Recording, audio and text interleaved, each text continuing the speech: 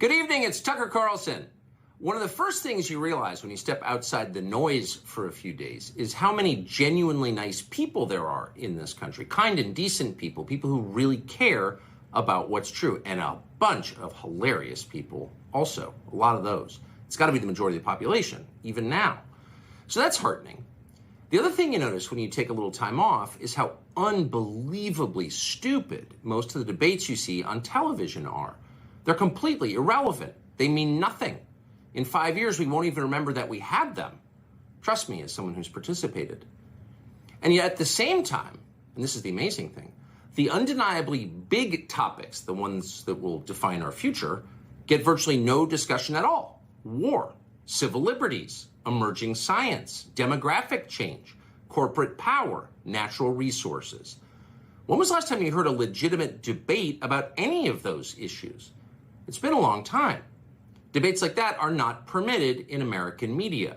Both political parties and their donors have reached consensus on what benefits them, and they actively collude to shut down any conversation about it. Suddenly, the United States looks very much like a one-party state. That's a depressing realization, but it's not permanent. Our current orthodoxies won't last. They're brain dead. Nobody actually believes them. Hardly anyone's life is improved by them. This moment is too inherently ridiculous to continue, and so it won't. The people in charge know this. That's why they're hysterical and aggressive. They're afraid.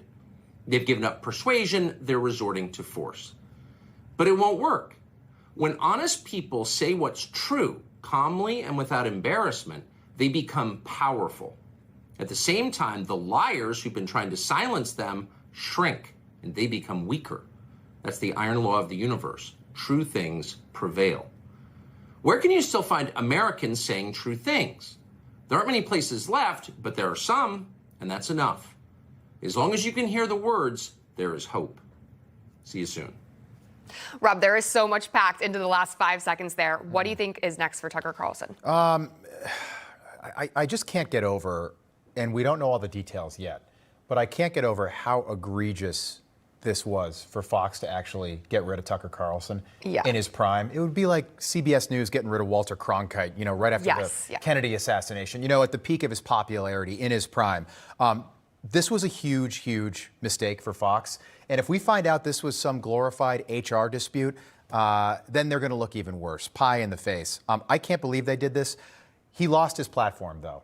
He's in his 50s. Tucker's going to be fine. He's a wealthy guy. He loves his family. His priorities are intact. This is not a Bill O'Reilly situation. All right, there haven't been any accusations of sexual harassment or assault or anything like that. It's not a Chris Matthews thing or a Matt Lauer thing. He's going to be fine. But this notion that's out there that all of a sudden Tucker's going to have a podcast and be the next Joe Rogan, I don't totally buy that. Tucker had the bully pulpit at 8 p.m. every night on Fox News. He was the #1 show on cable for a reason. I don't know what he's going to do. I doubt that he goes to OAN. I'm not confident that he comes to Newsmax, although that would be, what a boon for us. Cool. But, the door's wide open.